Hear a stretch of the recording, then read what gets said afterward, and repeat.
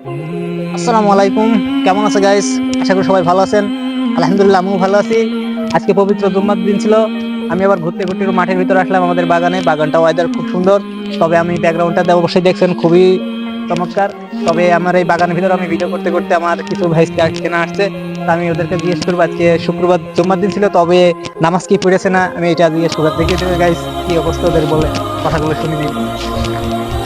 কি অবস্থা ভাইস্তে, তোমরা সব ভালো আছো? আলহামদুলিল্লাহ, আপনি ভালো আছেন? হ্যাঁ আলহামদুলিল্লাহ আমিও ভালো আছি। তো তোমরা কি আজকে জুম্মার দিন ছিল, তোমরা কি নামাজ পড়তে গেছিলে?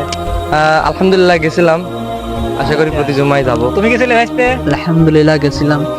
আসলে আমার ভাইস্তেরা নামাজ পড়তে গেছিল, যাকে এদের মন মানসিকতা ভালো আছে, ভবিষ্যতে এদের কাজে লাগবে, যত নামাজের প্রতি গুরুত্ব আছে। পাঁচ ওয়াক্ত কি পড়বা তোমরা সব? ইনশাআল্লাহ। তুমি পড়বা পাঁচ ওয়াক্ত? ইনশাআল্লাহ।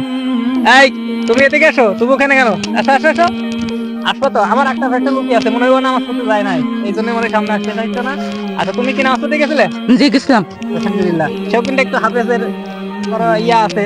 তবে আশা করি সবাই বুঝতে পেরেছেন নামাজের দিক থেকে আমাদের ছোট বড় সবারই মনোনয়নশীলতা একরকম থাকা লাগবে, না এটা ভবিষ্যতে তো বিপদে শেষ থাকবে না। কারণ আমারই বলবো হয়েছে যে তুমি এত ভিডিও করতে আমাদের কিন্তু আমাদের বিষয়ে কথা বলছো।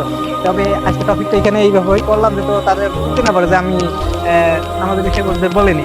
তবে ইনশাল্লাহ সবাই ভালো থাকবেন, সুস্থ থাকবেন। আমার এই ভিডিওটা কেমন হয়েছে অবশ্যই কমেন্ট ও শেয়ার করবেন ও কমেন্ট করে লাইক দেবেন। ইনশাল্লাহ ভালো থাকবেন।